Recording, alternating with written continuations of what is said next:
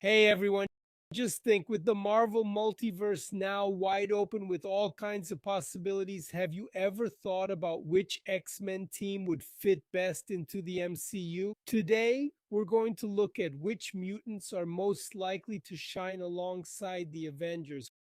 First off, you know the drill. Comment below if you've watched the new X-Men 97 animated series and if you're pumped about the confirmation of the new live action X-Men movie. I love talking to you guys, so drop me a message, okay?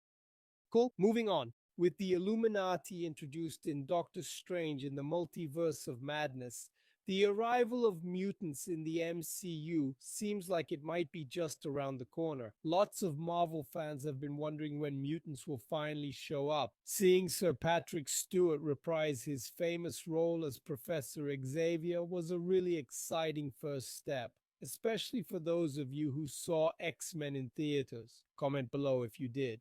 Now, the question is, which mutants will be introduced to the Marvel Cinematic Universe first? Of course, seeing the original team from Fox's version of the MCU would be awesome.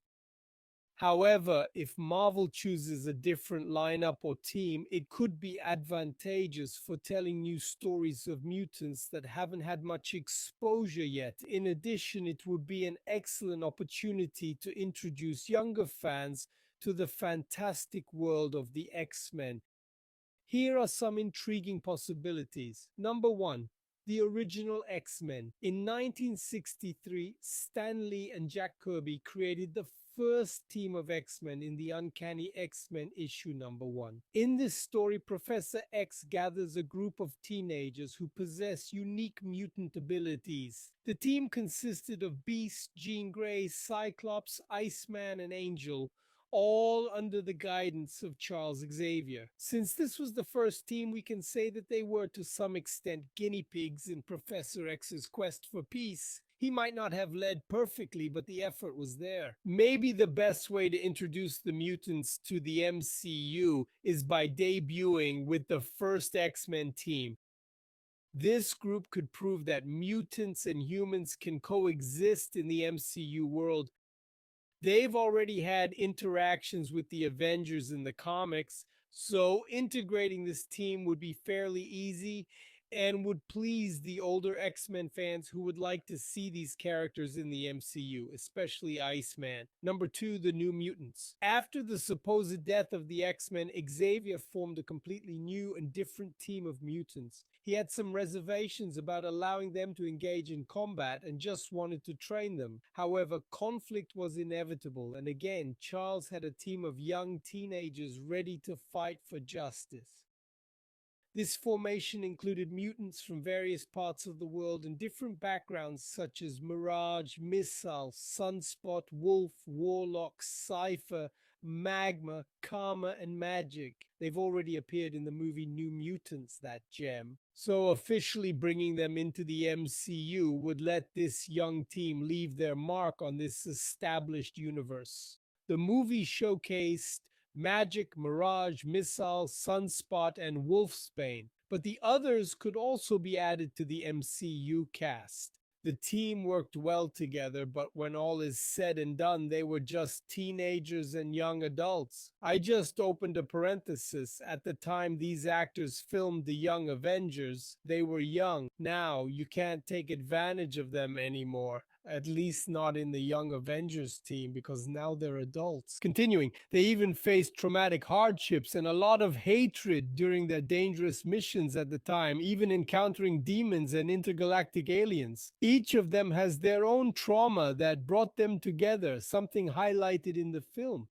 Also, with the magic abilities and their mastery over Limbo, interactions with other magic users, such as Doctor Strange and the Scarlet Witch, would be a natural and interesting development. So, did you like this new Avengers option or the first gang of Avengers? Comment below, I want to know. 3. The Marauders. This team once acted as a group of mutated mercenaries in the service of Mr. Sinister. However, in Volume 2 of the series, the team is dedicated to saving mutant lives. They are also in space, which can make for interesting interactions with other characters involved in intergalactic plots. The team is led by Captain Kitty Pryde, known to fans as Shadow Cat. She personally handpicked the team members, which include Bishop, Time, Pislock, Aurora, Deacon, Sonos, and Cassandra Nova, known as Charles Xavier's long-lost twin sister. I have no idea what they were thinking putting Cassandra Nova, who is the demon, into the team, as she's set to be the villain of Deadpool and Wolverine in the movie. So anyway, I don't know why they would think to include her in the team. This new lineup already exhibits extraordinary dynamics and works incredibly well as a team. Kate is a natural-born leader who deeply cares about her teammates. Together, they're fighting aliens and attempting to unravel a secret link to the first mutants and the Shi'ar Empire. Their mission in Shi'ar space might pave the way for interactions with other intergalactic characters in the MCU, like the Guardians of the Galaxy and Captain Marvel. Their missions could possibly coincide at some point, and it would be amazing to witness this team in action.